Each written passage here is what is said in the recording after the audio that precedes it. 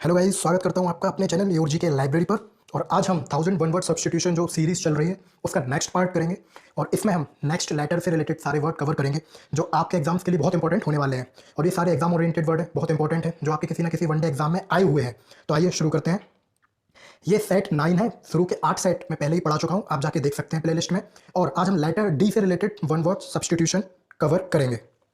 तो पहला वर्ड है डेक्लेमेशन। डिक्लेमेशन, देखो अगर आप ऐसे लर्न करने जाओगे ना तो बहुत मुश्किल है इंग्लिश को लर्न करना, क्योंकि आप अगर सोचो अब तक जो इंग्लिश में वर्ड है, नंबर ऑफ वर्ड है काउंटिंग, वो 11 से 12 लाख अप्रॉक्स वर्ड है। पूरे तो आप लर्न करोगे नहीं। और एग्जाम का जब आप नोटिफिकेशन देखते हैं तो उसमें आता है कि जो इंग्लिश सेक्शन रहता है उसमें कॉम्प्रिहेंशन लिखा रहता है, ठीक है, उसमें जम्बलिंग लिखा रहता है, उसमें एंटो साइनो दिया रहता है, लेकिन one word substitution, idiom phrases, ये सारी चीज़ें दी रहती हैं। लेकिन क्या उसमें एग्जैक्ट बताते हैं कि आप इधर पे जाइए, ये वाली बुक से पढ़िए, यही एंटोनिम्स पूछे जाएंगे, synonyms, one word substitution, idiom phrases पूछे जाएंगे? नहीं। लेकिन इनकी कोई लिमिट तो है नहीं, ये अनलिमिटेड है। तो बेस्ट मेथड क्या है वो कैप को लर्न करने का, हर वर्ड को आप नेगेटिव और पॉजिटिव सेंस में डिफाइन कर लो पहले माइंड में। ये बताना नहीं होता, ये खुद के लिए होता है। जैसे कोई एक वर्ड आया, या तो वो पॉजिटिव सेंस दे रहा होगा या नेगेटिव सेंस दे रहा होगा। क्लियर है? तो इससे होता क्या है, आप जो ऑप्शन एलिमिनेशन आपने सुना होगा, method to write any question, वो इजी हो जाएगा। जैसे कोई वर्ड है, आपका मेन क्वेश्चन फ्रेम जो वर्ड है कोई आया, उसके 4 ऑप्शन थे, आपको सिनोनिम टिक लगाना है या फिर वन वर्ड सब्स्टिट्यूशन ही आपको टिक लगाना है। तो पहले उस वर्ड का मीनिंग जान लो, माइंड में एक इमेज फॉर्म कर लो कि वो नेगेटिव सेंस दे रहा है और पॉजिटिव सेंस दे रहा है। अगर वो पॉजिटिव सेंस दे रहा है तो जो 4 ऑप्शन है जो नेगेटिव सेंस दे रहे हैं, जो भी नेगेटिव सेंस दे रहे होंगे वो पहले ही एलिमिनेट हो जाएंगे।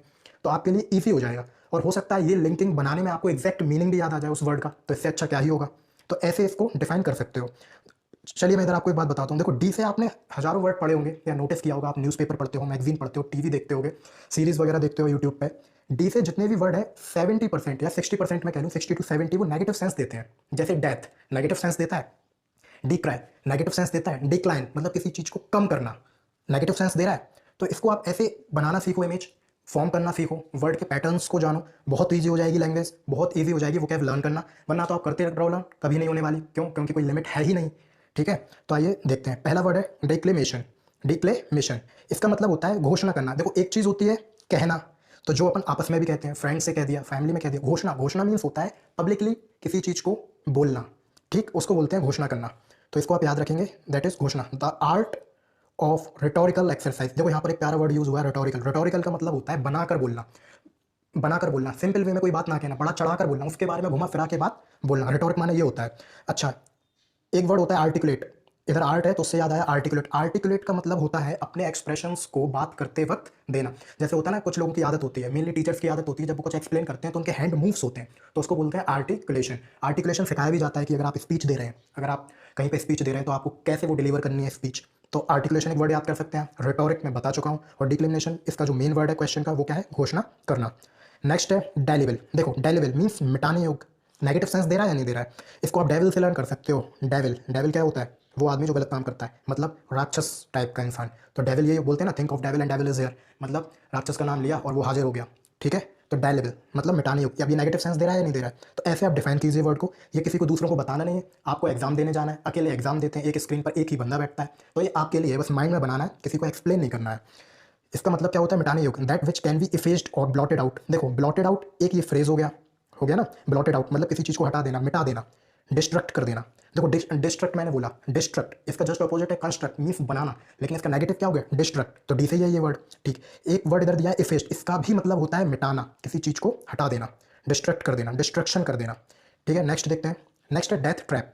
देखो डेथ जो खतरनाक चीज़ है, आजकल तो डेथ ही डेथ सुन रहे हैं, कोविड का टाइम चल रहा है। ट्रैप, ट्रैप मीन्स होता है जाल। जाल आप हवा में तो बिछाओगे नहीं, किसी स्थान पर बिछाते हैं, तो आप ऐसे याद रख सकते हो, खतरनाक स्थान। A place where many people have died in accident, तो उसको आप डेथ ट्रैप बोल सकते हो। एक जगह थी जहाँ पर काफ़ी सारे लोग मर गए, उनकी डेथ हो गई, एक प्लेस, तो उसको आप डेथ ट्रैप बोल सकते हो। नेक्स्ट है डेथ ब्लो, प्राण लेने वाला आघात। A stroke with a hand और वेपन, वेपन मीन्स होता है हथियार।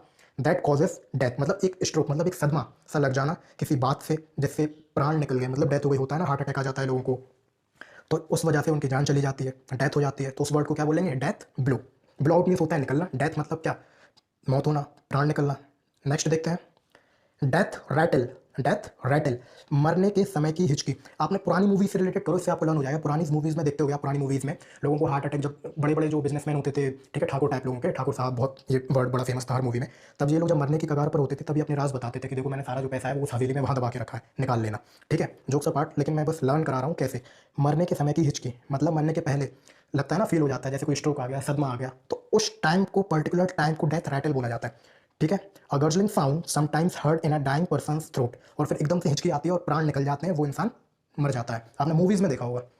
नेक्स्ट है डिबेटर। अच्छा, जब गोली लग जाती है मूवीज़ में तो काफ़ी टाइम तक आदमी जिंदा रहता है, वो पूरी बातें करता है, अपने राज बताता है और फिर एकदम से झटके से मर जाता है। तो ये मूवीज़ के थ्रू आप याद कीजिए। नेक्स्ट है डिबेटर। डिबेटर मीन्स होता है देनदार, जो पैसे दूसरों को देता है।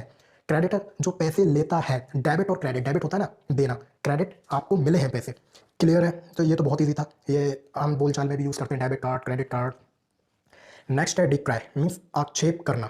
स्पीक क्रिटिकली, क्रिटिकल होता है किसी की, क्रिटिक्स बोलते हैं ना, क्रिटिक्स मतलब क्रिटिकली, मतलब गलतियाँ ज़्यादा ढूंढना, अच्छाई कम ढूंढना। या फिर अगर आप गलतियाँ नहीं ढूंढ पा रहे हो तो उसमें शिकायतें ढूंढ रहे हो कि यार ये ऐसा होता है, इंप्रोवाइज करने की कोशिश कर रहे हो जानबूझ के, नीड नहीं है लेकिन आपकी ऐसी इच्छा है कि क्रिटिसाइज करो आप ऑफ समबडी और something to make him seems less valuable. मतलब कोई एक अच्छी चीज़ है, सपोज आपका कोई फ्रेंड है, वो जीन्स लेके आया, आपने क्रिटिसाइज करना शुरू कर दिया, यार इधर नी के पास फटी होती तो और अच्छा लगता, इधर पे थोड़े और साइंस होते तो अच्छा लगता, इधर पे कपड़ा ऐसा होता तो अच्छा लगता, है ना।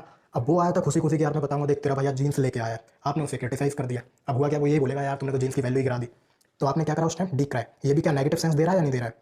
Next domicile. डोमिसाइल का मतलब होता है निवास स्थान। निवास स्थान जहाँ पर आप रहते हैं वो होता है डोमिसाइल। ये वर्ड आपने सुना ही होगा, अगर आप स्टूडेंट है तब तो सुना ही होगा। जब कोई फॉर्म फिल करते हैं, मेनली स्टेट वैकेंसी में, पीसीएस वगैरह या पुलिस की में यूज़ होता है कि डोमिसाइल लगाना होता है, मतलब निवास स्थान, कहाँ के आप निवासी हैं वहाँ का आप सर्टिफिकेट लगाइए। आप place where a person lives permanently, जहाँ आप रहते हैं, जिस स्थान पर आप निवास करते हैं वो आपका निवास स्थान कहलाता है। ओके, नेक्स्ट आगे बढ़ते हैं। नेक्स्ट है डेकोरम। डेकोरम मीन्स होता है शिष्टाचार, अ गुड बिहेवियर पर्सन। ठीक है, गुड बिहेव पर्सन बोलते हैं ना, डेको मेंटेन करो आप अपना, डेकोरम मेंटेन करो आप अपना, शिष्टाचार दिखाइए। आप कहीं जाते हैं तो अच्छे से बोलिए, अच्छे से बिहेव कीजिए, एक डिग्निटी मेंटेन कीजिए। क्यों? अगर आप अच्छे से बर्ताव करेंगे किसी के साथ, तभी सेम वैसे ही अच्छे लोग आपसे कनेक्ट करेंगे। इसलिए बोलते हैं यार डिग्निफाइड रहिए, डिग्निटी मेंटेन करो, है ना, शिष्टाचार मेंटेन करो अपना। सोशल देखो, dignified and socially acceptable behaviour, इस लाइन का मतलब समझो। सोशली एक्सेप्टेबल बिहेवियर मतलब जो एक्सेप्टेबल है बिहेवियर, उसको आप कीजिए। जैसे आप किसी पार्टी में गए, शादी में गए, मैरिज में, आप वहाँ जाके उल्टा सीधा बोलने लगो तो क्या लोग आपसे बात करना पसंद करेंगे? बिल्कुल नहीं करेंगे। क्यों? वो एक्सेप्टेबल है ही नहीं, सोशली एक्सेप्टेबल बिहेवियर है ही नहीं। और इसके ऑपोजिट जस्ट आप जाके हैंडशेक करते हो, अच्छे से बोलते हो, उनके हालचाल पूछते हो, अपना कुछ बताते हो, गुड बिहेव करते हो, तब लोग आपसे कनेक्ट करेंगे। तो जो कि एक्सेप्टेबल है। क्लियर है? तो डेकोरम मीन्स शिष्टाचार को बनाए रखना। नेक्स्ट है डायलेमा।